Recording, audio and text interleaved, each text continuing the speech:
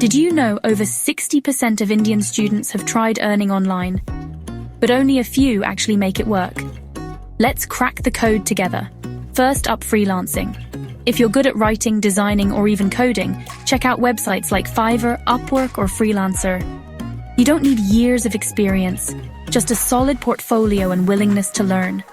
Next, online tutoring. If you're a topper in any subject, there are hundreds of students looking for help. Websites like Chegg or Vedantu let you teach from home, and yes, you get paid. Third, content creation. Love making videos, memes, or reels?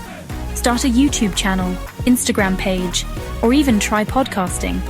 It takes time, but with consistency, you can earn through ads and brand collaborations. Don't forget about reselling.